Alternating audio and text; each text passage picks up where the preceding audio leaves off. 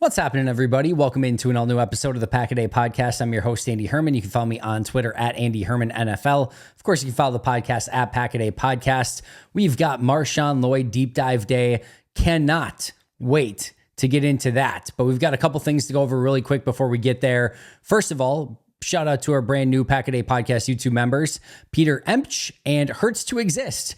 Great name there, but I appreciate you guys signing up and becoming YouTube members. If you haven't checked it out yet, I think one of the biggest things that people are really enjoying is pretty much every episode you get a little bit earlier. Now, a lot of these episodes I do, get done at like 1 in the morning. If you're a night owl, I know some people are, they get those before they release at 5 a.m. But a lot of other times, like a lot of Ross's episodes, sometimes get done a couple days in advance, or sometimes where I've got a vacation planned and I do like 5, 6, 7 episodes in advance, and you just get all of them all at once. So that's one of the really big things is you get early releases for pretty much every single video. You obviously get the opportunity to see the members only episodes, the members only Q&As. There's so many different tiers out there for you to explore. So make sure to check those out. Meanwhile, we had some news from the Packers side of things as well. Packers signed 3 players, which we had sort of heard of already, but we'll kind of confirm those. And then they had to release 3 players as well. And now we know who those are as well. So they officially signed Lecitus Smith, Dimitri Stanley, and Julian Hicks. Lecitus Smith, a former 6th-round pick offensive lineman. Meanwhile, Dimitri Stanley and Julian Hicks, both wide receivers. Dimitri Stanley is the player that we talked about from Friday's rookie minicamp, who really stood out, had a ridiculous one-handed catch in practice, and on Saturday would have had an explosive deep ball play had the quarterback actually been able to get him the football on the play. But either way, really good camp for Stanley, and he earns a roster spot with his efforts. Julian Hicks, I did not see as much of, but he's got a super high-end athletic profile, which we know Green Bay likes, so they add another wide receiver there. And then again, Lecitus Smith, former 6th-round offensive lineman. Green Bay has sort of collected, some of these in the past. Specifically Luke Tenuta has been a former draft pick along the offensive line. Bo Melton was a former draft pick at wide receiver that, they just, sometimes it's not always just the guys that they draft. Sometimes it's guys that get cut. Kyle Blue Kelly, who's no longer on the roster, was a draft pick last year that they picked up midway through the season and added to the active roster. So they sometimes collect these draft picks that aren't their own, that they kind of bring along the way and see if they can stick. Sometimes they do, like Melton and Tenuta. Sometimes they don't, like Kyle Blue Kelly, but they give them the opportunity to see what they can do in Green Bay. But those are the 3 new additions. Really quick, 2 players that did not get signed that we had kind of mentioned. The first was Jacob Eason, former, 3rd or 4th round quarterback. I think it was 4th round from 2020 NFL draft. I thought he had a nice camp. Those are the type of players that, catch your eye a little bit more because they have a little bit more of that name recognition. We always sort of assumed a little bit that this might have just been, hey, we need somebody else to throw the football at this rookie minicamp, but I'm sure they could have had a variety of undrafted types that they could have got their first look at, and instead they bring in a Jacob Eason. But as of now, he has not yet received any offer, and I would not expect that coming anytime soon if they didn't do it right away. And then Jack Daly, player that I mentioned who had a really big Saturday at rookie minicamp, was constantly in the backfield. Now, his athletic profile, not great. It does not look pretty on paper, but anytime you see one of these really big hulking defensive linemen that is constantly in the backfield, it catches your eye just a little bit, but they decide not to make him an offer. I believe he's going to Buffalo's rookie minicamp, so he will see if he can stick on there. Now, as I mentioned, with signing 3 players, they also had to release 3 players. The first one is Anthony Johnson, not to be confused with Anthony Johnson Jr., the safety. Anthony Johnson is another player who was, I believe, a late round draft pick who they were able to pick up, kind of midway through the season on the practice squad. They released him off the practice squad. They brought him back, and now he is officially released again. He was a cornerback. And then the other 2 that they released, DeAndre Johnson, a defensive end / edge rusher, and then Thyrick Pitts, a wide receiver. Pitts was released with an injury designation. It's interesting. If you remember, I did a breakdown of 12 players on the roster that you probably never heard of and that you probably didn't know, or at least have not done any real research on. And I broke them down from number 12 to number 1, meaning of all those guys who was like, players who, didn't really show up when I did my film review, to the number 1, 2, and 3 guys who like, hey, actually this was kind of impressive stuff and I'm intrigued to maybe get to know them a little bit better in mini camps and OTAs, etc.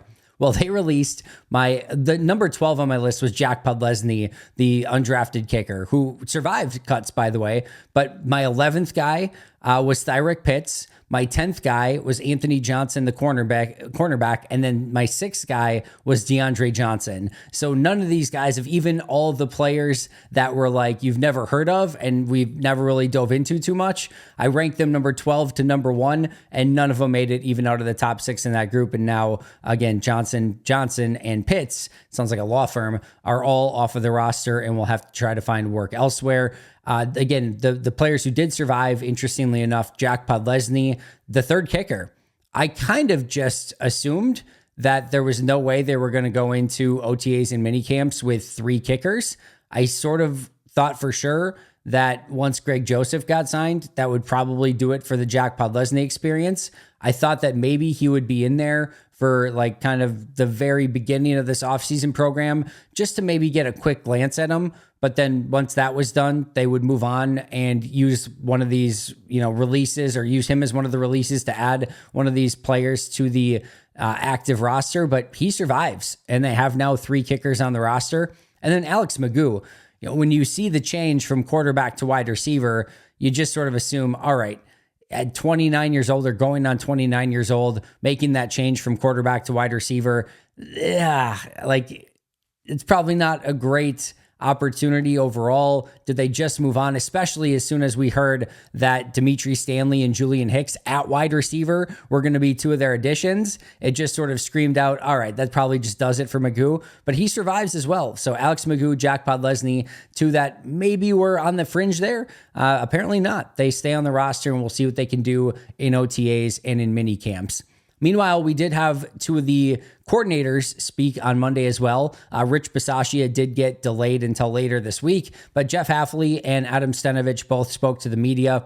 I thought both were fairly nondescript press conferences. I didn't think we learned a ton from either.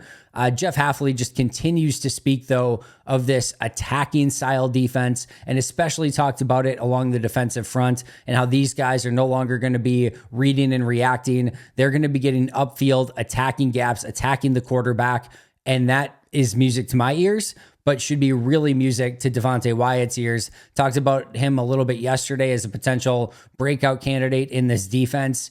I just really believe that that's going to be the case. He has too much juice. He has too much ability.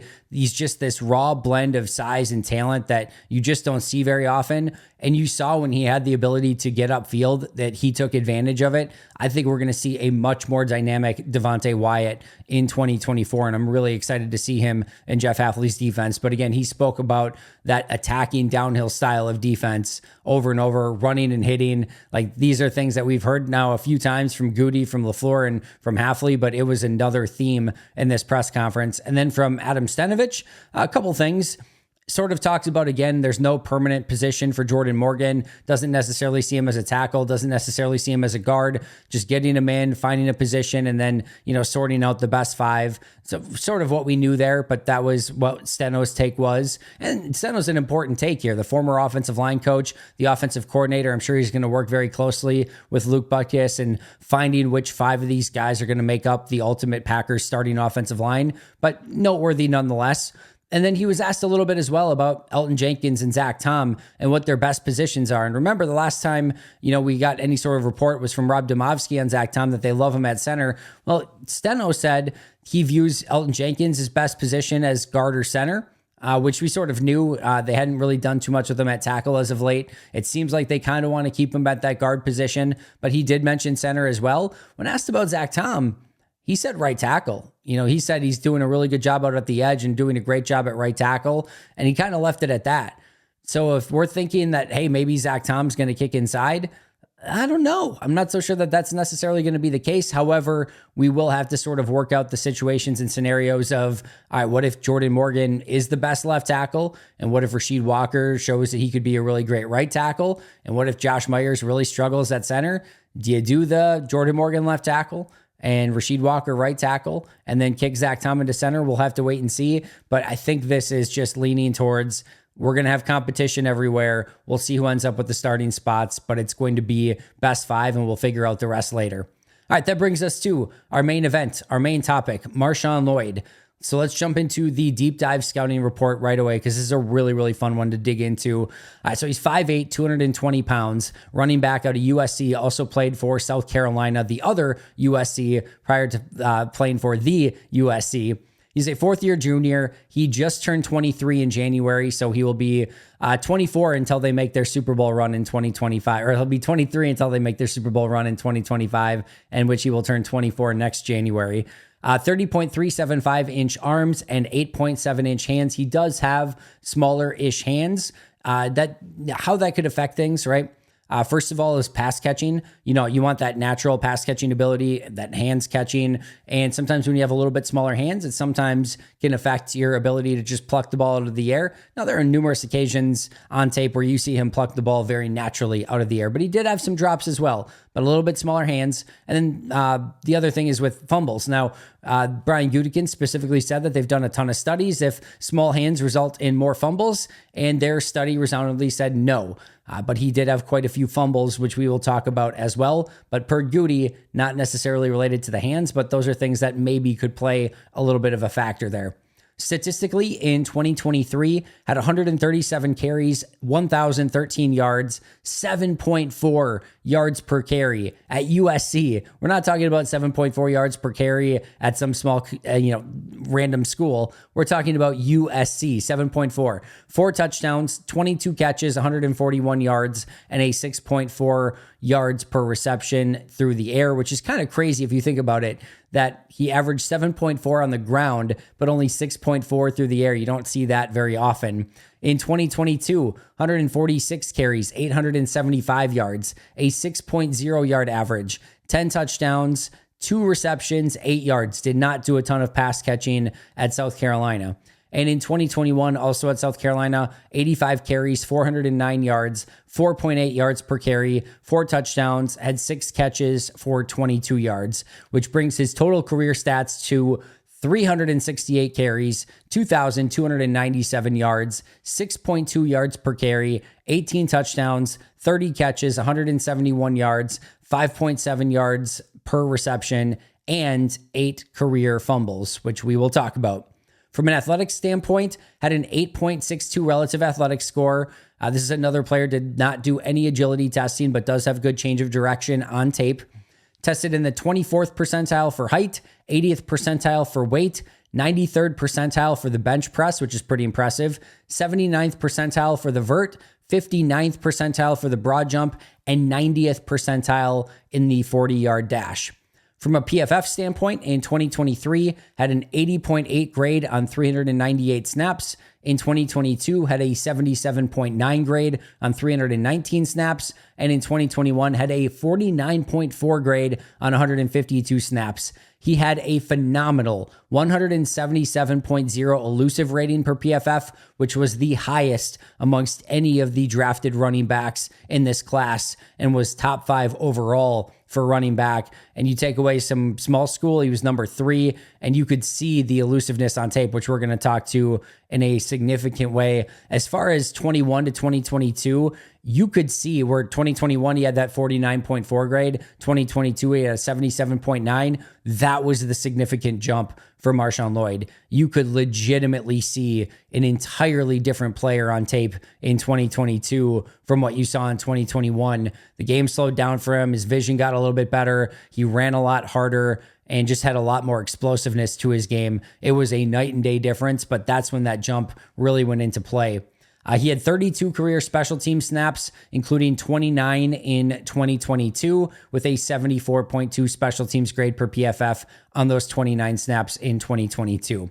Let's talk about his positives, because there are plenty of them, and they're really fun to discuss. All right, so he is dynamic. He is a playmaker, and as I tweeted out from watching him live at practice, he has the juice. This is a player that it does not take you long to realize he has a burst and an acceleration and a gear that Green Bay is, I'll just say was lacking and is going to enjoy with him moving forward. As great of a playmaker and as dynamic as Aaron Jones was, we saw at times him get caught from behind, and sometimes in some really big situations and in some big playoff games. His long speed was not necessarily his forte. A lot of doubles, a lot of triples, a lot of singles for Aaron Jones, not a lot of home runs. With MarShawn Lloyd, you see home runs and you see his ability to take it to the house, and he has that pure playmaking ability. And we also saw in these last couple years, when Aaron Jones was out, they really lacked playmaking at the position. They really lacked any sort of dynamic traits at the position. And that's not to say, A.J. Dillon was bad. It's just to say he was a completely different flavor of running back from Aaron Jones, and one that didn't have that big time playmaking production. So getting a player like MarShawn Lloyd, who has that playmaking ability, it just shows up so quickly on tape. It showed up extremely fast in person. You could immediately see that he has that extra burst and extra gear to his game that Green Bay has been lacking at that position.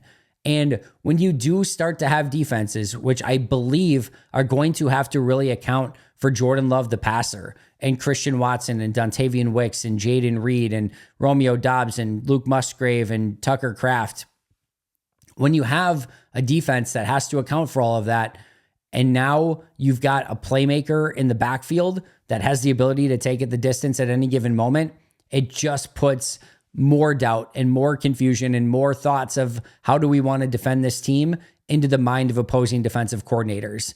And that's what he shows on tape. It's dynamic, it's playmaking, and it just, like I said, has the juice. Those are my first three big things for MarShawn Lloyd. All right, the next one, he's got a full bag at his disposal. He's got the full arsenal. You guys have heard me talk about it before. I will talk about it again. I'm always looking at, for a running back, the PlayStation controller or the Madden, the all the different moves that you can execute. All right. Does he have the juke? Does he have the truck stick? Does he have the stiff arm? Does he have a spin move? Like, what does he have at his disposal? Does he have a burst, the acceleration, the R2? What does he have at his disposal? Well, here's what he's got. First of all, I don't think his stiff arm gets nearly enough credit. It is a devastating physical stiff arm that keeps opposing defenders well off of his frame. And that is really important for somebody that's 5'8". You don't necessarily see that very often, but he gets his stiff arm out a lot, and it is effective a lot. And that is a really good trait for him to have, but that's the first one. He's got that stiff arm at his disposal. The next one, he's got some legitimate leaping ability. There's a play where he leaps over somebody at the line of scrimmage coming to make a play on him, leaps over him. Now, unfortunately, just gets tackled right after that. There's a play in the open field that I posted. He's going right upfield, safety coming at him. He hurdles the safety entirely, lands on his feet. You might as well have done the superhero pose on the way down. Lands on his feet, gets outside, and takes it for a touchdown. Unbelievable play. Zach Cruz responded to that with a play that he made in high school where he hurdled a defender and made a huge play and actually got on SportsCenter as a high school player. So he's got the triangle button. He's got that hurdle, that leaping ability fully at his disposal. He's got a sick jump cut. So he has the ability, and this is one that I saw live at rookie minicamp. He gets up there and then he just does this really quick, beautiful sidestep, this lateral cut that defenders are just sort of left grasping at air.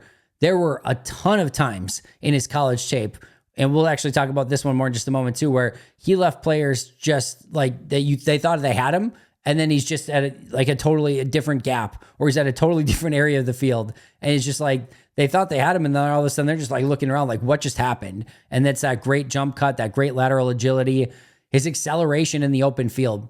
I posted some of these as well over on Twitter if you want to go view them.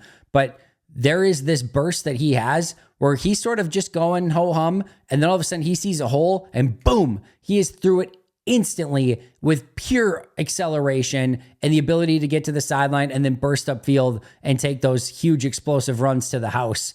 But that burst in acceleration, that R2 button, fully on display.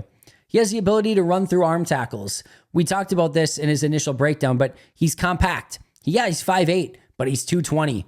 He is a big dude. He's short, but he is not small, and he is thickly built. And if you just try to arm tackle this dude with the speed that he is running at, with that compact build, your arms are just going to bounce off of him. And so he's got that ability to run through those arm tackles, specifically in the hole. And it just is, it's a fun thing to watch because, again, players, even when they get their hands on him, he's running through those arm tackles. And they better bring them full, both arms and get their weight behind them. Because otherwise, like I said, if you're just going with some weak sauce arm tackle or he makes you miss and you just get one arm out there, he's going right through. You're not going to bring him down with that one arm.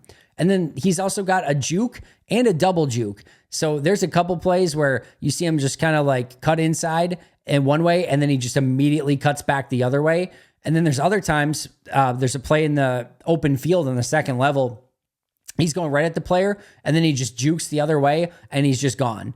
So he's got a juke and a double juke. He's got both of those at his disposal, and it's really impressive to watch. All right, next up, while he did not get asked to do it a ton, he displayed the ability to be a true weapon in the screen game and in the check down game. There's a screenplay where he just gets it. It's a little throw to the outside from Spencer Rattler at South Carolina. He accelerates through, and before you know it, it's this huge explosive play. And same thing, check down. He's got that quickness where he gets that quick check down, checks his shoulder, sees a player behind him, accelerates the opposite direction, and gets going upfield, north and south really quick. And again, uses that explosive playmaking ability to his advantage and just makes really big gains out of very small plays. I mean, it's just an easy check down or an easy screenplay. So again, not asked to do it a ton in college, but definitely displayed the ability and absolutely believe that will be something at his disposal and something that he will be used for quite a lot in this Matt LaFleur offense. The other thing, we saw the pony package in Green Bay with Dillon and Jones sort of get a little bit stale. And the truth is like just Dillon did not have a lot of dynamic playmaking ability out of that pony package. He wasn't really a true fullback type player that you could just use him to like kind of run behind. You could do it a couple times, but wasn't sort of a bread and butter type play. Now there's a play on tape where another running back motions into the backfield.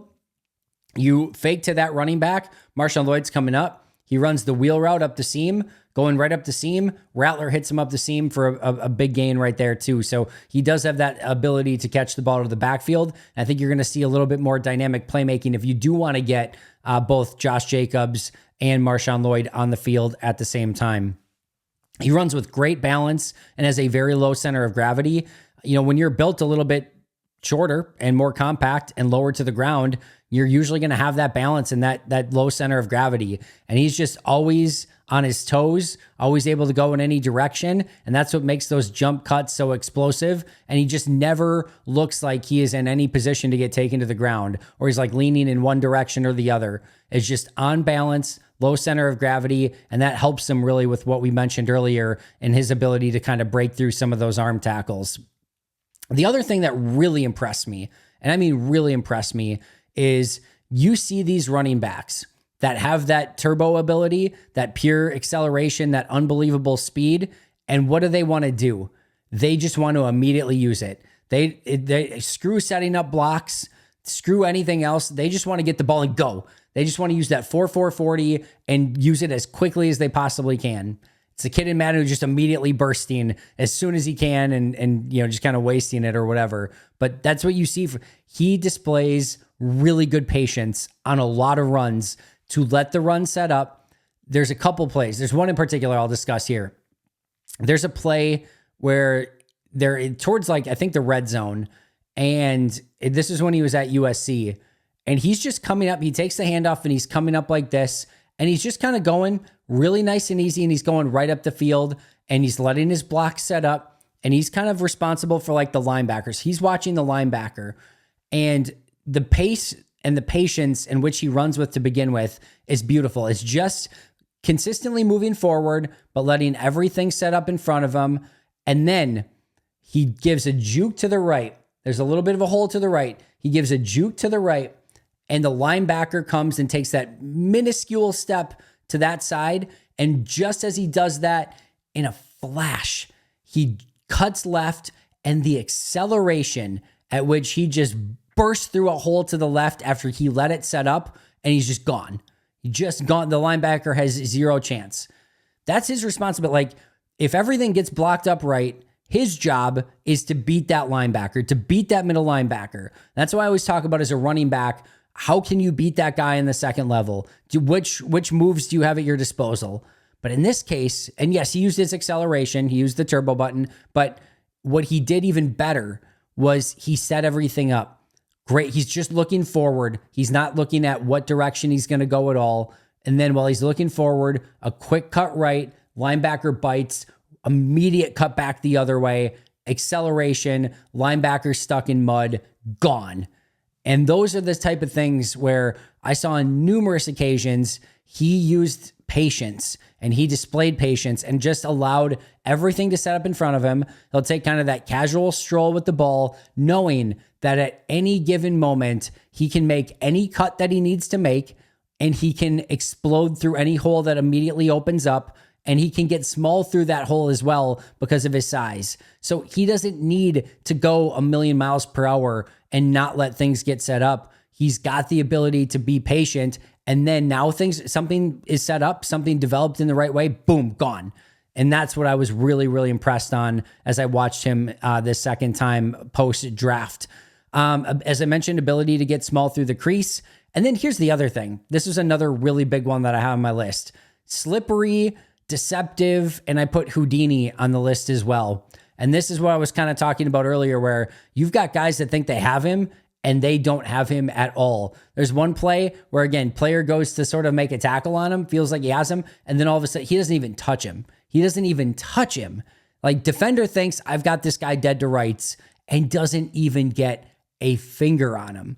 Like, that is the type of Houdini stuff that we're talking about from MarShawn Lloyd. And this is something that we've seen from Aaron Jones for forever. I go back to the second half of last season, and a lot of people were saying, man, this run game looking a lot better. The run blockers were really stepping up. In certain situations, there was some level of truth to that. But a lot of times, no, it was just Aaron Jones.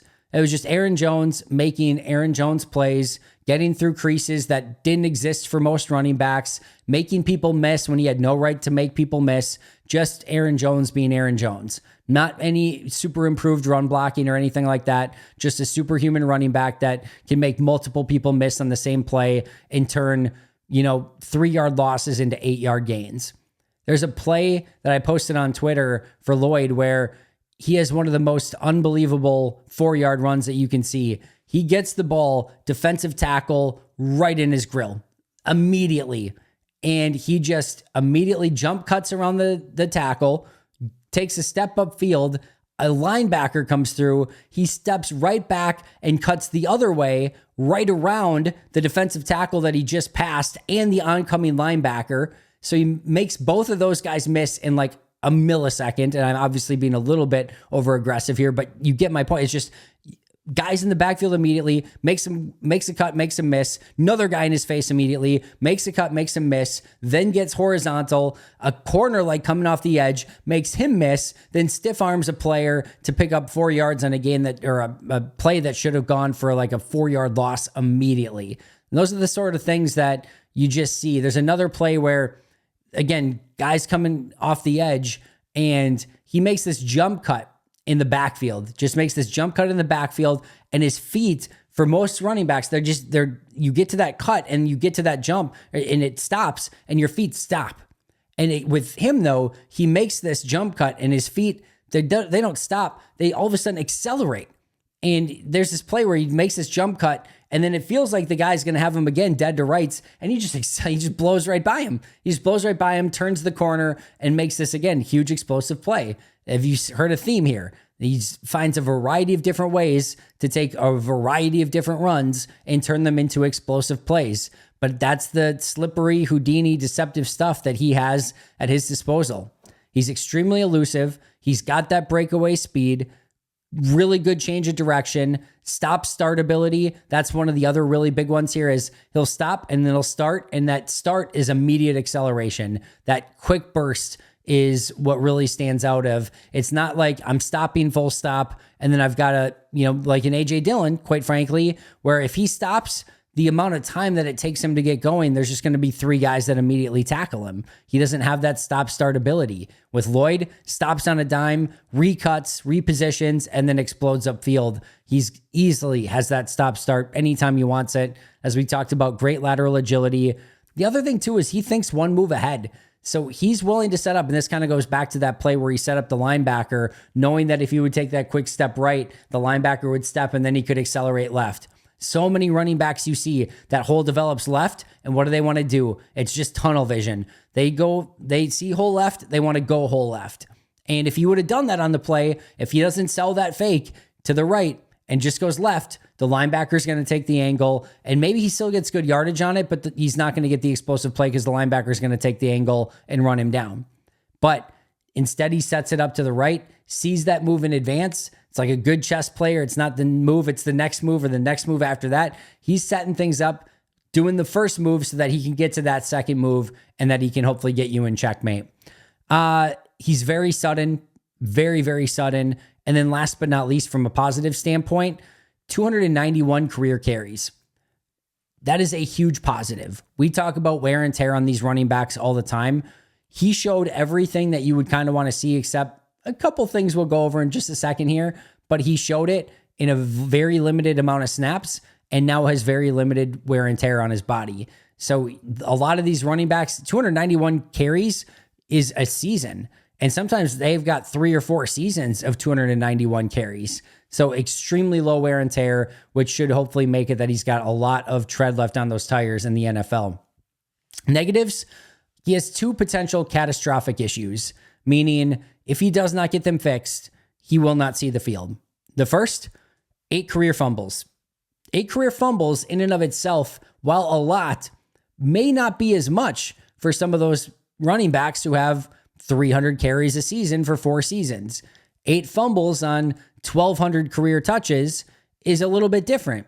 He has 8 career fumbles on 323 career touches, meaning, rushes and receptions combined. 323 career touches, 8 career fumbles. For those who don't want to do the math, that's 1 out of about every 40 touches on the ball. So let's say he gets 20 touches a game at some point as your primary running back. If you were ever to get to that point, that on average would be a fumble every 2 games. Extremely unacceptable to put the ball on the ground that much. Now, he only had 3 this past season. I guess only is still, however you want to view that. He had 3 fumbles this past season, but again, 8 in his career, and it's the fumbles per touch that is extremely concerning. And then the other one is pass pro. And he really struggled, especially this last year at USC in pass pro. I joked that, he knew he was going to be a Packer, so he was getting future Chicago Bear. Caleb Williams hit as much as he possibly could before he became a rival, but the pass pro just was not good enough. And those are 2 things that just will not get you on the field. If you can't pass pro for Jordan Love, good luck getting on the field on any sort of passing downs or just period, because you can't put MarShawn Lloyd on the field and just say, well, he can't pass protect and they won't put him on the field if it's a pass play. So we know it's a run play coming up. If you can't get on the field in all situations, you're not going to see the field. It can't be a tell every time Lloyd's in the game. So he's going to have to learn to pass protect, and he's going to have to learn to take care of the football. And those are just 2 non-starters. If he cannot pass protect, and if he keeps putting the ball on the ground, he won't see the field.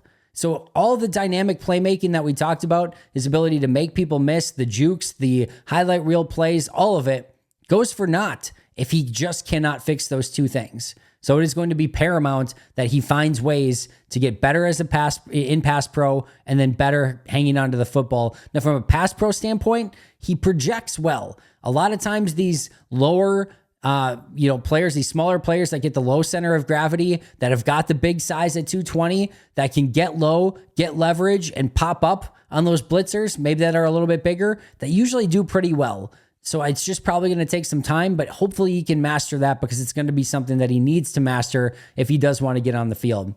Inconsistent hands. I thought, there were times where he plucked the ball out of the air really well. But there were times where it bounced off his hands too. So he's going to have to get a little bit better as a hands catcher.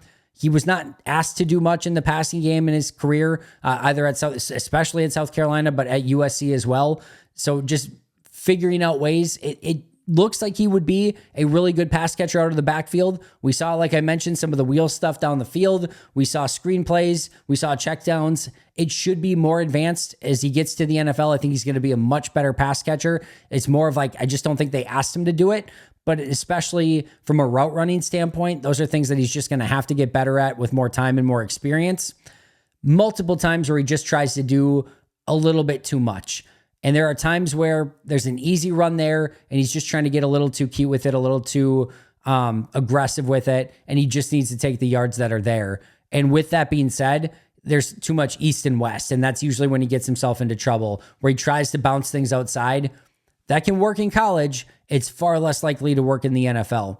So he's going to have to take what's there for him. He's going to have to take the yardage. He's going to have to sometimes, as much as we like those triples and home runs, he's going to have to take the singles and doubles sometimes as well, and not try to give up a single by going for a home run and ending up striking out. Some really great cliches here that I'm using today. I make no apologies. I have no regrets. They're legitimate, and I'm going to use them probably more often. But you get my point. He's using way too much east and west, and he's going to have to get a little bit more north and south in the NFL. Also had a torn ACL in 2020 and has had some injury issues. He's missed at least one game in every season of his career. As I mentioned, only 32 special team snaps. So if you're looking at somebody who is going to be a player as your if he can only be like your number 3 running back, it's going to be harder for him to get active on game day because he doesn't have that special teams ability. So he almost needs to earn that number 2 running back job where he can be a legitimate player in the offense, because he's probably not going to do too much on special teams. Although I do believe he's got the kick return ability to maybe play alongside Keyshawn Nixon. But then that's again where the hands and the fumbles are going to come in key. If he shows that he has struggles catching the ball from the kick return standpoint, or he puts the ball on the ground too much, that would limit him obviously a lot as a kick returner.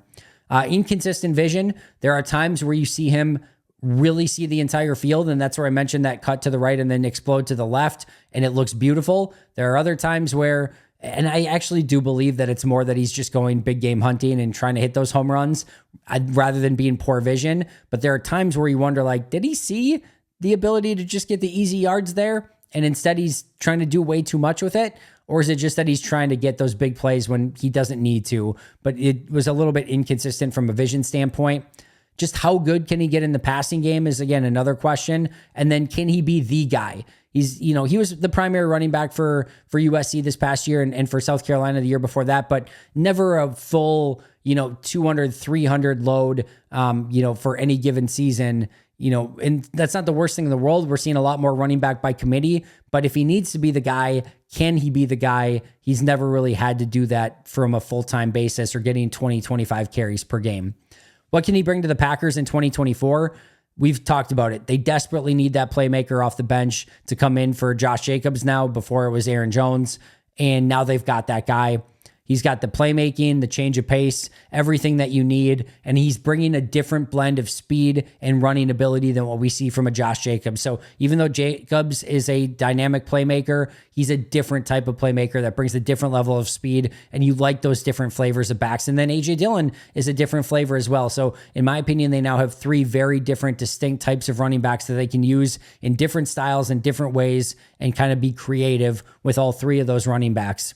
I do think he has the traits to become a full-time back. I think he can be a possible kick returner, and I think everything is going to be dependent upon his ball security and his pass protection. If he can get those 2 down, the sky is the limit. If he can't get those 2 down, you're looking at somebody who, quite frankly, despite all the potential, despite all the things that I love about his tape, has the ability to be a bust just on those 2 things alone. That's how important those 2 things are for his future career. Final thoughts.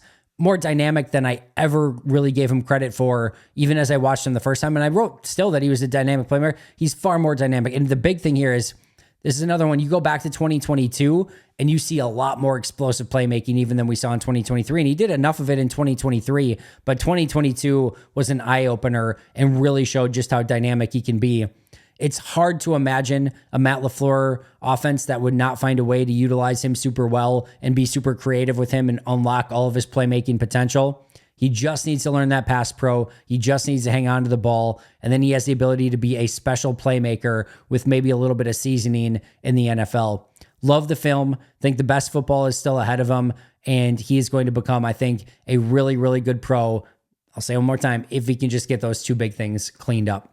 That's going to do it for me today. Hope you enjoyed this episode. I'll be right back here tomorrow with a breakdown of Tyron Hopper, which I am super excited for. So can't wait to dig into that. Shout out to our Hall of Fame and All-Pro members, Most Hated Minnesotan, PJ Wynn, John Wild, Shea Dad, Brandon Paletta, Jennifer Wright, Boom Handle, Donald Lee, Lori Lord, Baby QB, David McCluskey, Donald Decker, Bremen, David Prendergast, Dan Millard, Alex Huang, Arnaldo Espinoza, and Michael Shipper. I will see you guys soon, but until next time, and as always, go Pack Go.